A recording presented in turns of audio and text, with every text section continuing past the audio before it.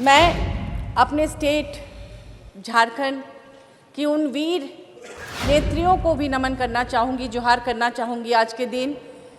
सिंगी दई, कैली दई, फूलो झानो, जिनका नाम इतिहास में उस तरह से दर्ज नहीं है पुरुषों की तरह, लेकिन उन्होंने अपनी वीरता का मिसाल कायम किया। आज बहुत सारी नारी, उनकी हिम्मत से उनको बल मिलता है और राजनीति में महिलाएं आगे आती हैं। हमारे संविधान के निर्माण में भी 15 विदुषी महिलाओं का हाथ था, मैं उन्हें भी नमन करती हूँ। हमारे झारखंड में खेल के क्षेत्र में सुमराय टेटे, सावित्री पूर्ति, असुंता लकड़ा, झानू हाजदा जैसी तमाम महिलाएं हैं जुझारू, जिन्होंने पूरी दुनिया में हमारे झारखंड और इस देश का नाम रोशन किया। हमारे दिशम गुरु शिबू सोरेन जी, जिन्होंने जो हमारे देश के सबसे बड़े आदिवासी नेता हैं, उन्होंने जिस तरह से महिलाओं के अधिकार के लिए लड़ाई लड़ी, उन्होंने बल दिया। आत्मसम्मान के साथ अपने स्टेट में रोजगार देने के लिए उन्होंने ढेर सारी योजनाएं लॉन्च की, चाहे वह पलाश ब्रांड हो, सावित्रीबाई फुले किशोरी समृद्धि योजना हो, या फिर फूलो झानो आशीर्वाद योजना हो, पोटो हो, खेल योजना हो, तरह तरह की योजनाओं के माध्यम से उन्होंने किया। नेक्स्ट स्पीकर श्रीमती महुआ माजी। Thank you honourable vice chairperson ma'am. Women reservation bill नारी शक्ति वंदन अधिनियम पर बोलने से पहले मैं राजा राम मोहन रॉय और विद्यासागर को नमन करना चाहूँगी। आज हम लोग यहाँ खड़े हैं तो निश्चित रूप से राजा राम मोहन रॉय के लिए, विद्यासागर के लिए, वरना हम भी शायद सती प्रथा, बाल विवाह के शिकार हो जाते। मैं अपने स्टेट झारखंड की उन वीर नेत्रियों को भी नमन करना चाहूँगी, जोहार करना चाहूँगी आज के दिन। सिंगी दई, कैली दई, फूलो झानो, जिनका नाम इतिहास में उस तरह से दर्ज नहीं है पुरुषों की तरह, लेकिन उन्होंने अपनी वीरता का मिसाल कायम किया।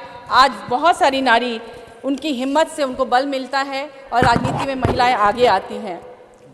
हमारे संविधान के निर्माण में भी 15 विदुषी महिलाओं का हाथ था, मैं उन्हें भी नमन करती हूँ।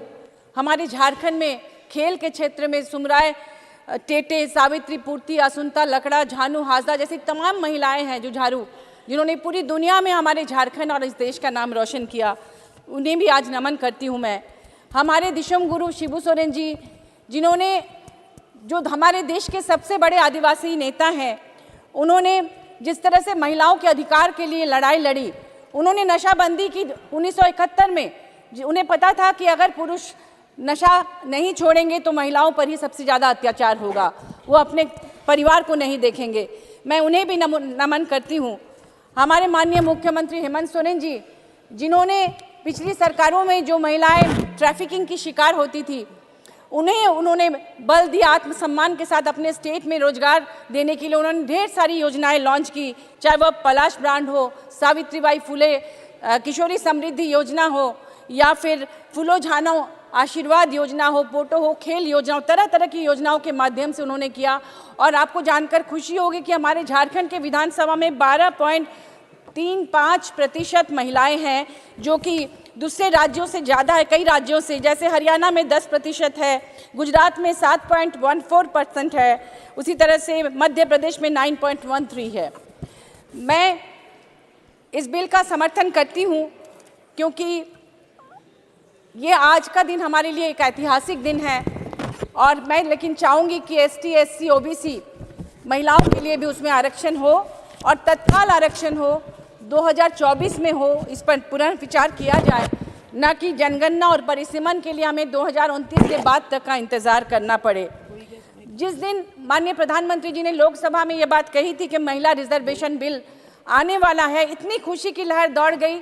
चूंकि मैं झारखंड में माननीय सदस्य कंक्लूड कीजिए, आपका समय समाप्त हो गया। और मैं अपनी पार्टी झारखंड मुक्ति मोर्चा की विमेन विंग की सेंट्रल प्रेसिडेंट रही हूँ, तो पहाड़ों से, जंगलों से, दुर्गम इलाकों से महिलाओं का फोन आने लगा कि मैडम हम लोग 2024 के चुनाव की तैयारी कर रहे हैं, धन्यवाद माननीय सदस्य, आपका समय समाप्त हुआ, कंक्लूड कीजिए। लेकिन जब पता चला कि ये 2029 के बाद आएगा तो मायूसी छा गई थी। मैं अनुरोध करूंगी सरकार से कि वो इस पर पुनर्विचार करे, धन्यवाद माननीय सदस्य, OBC रिजर्वेशन करे और 2024 में ही इसे लागू किया जाए। बहुत बहुत धन्यवाद।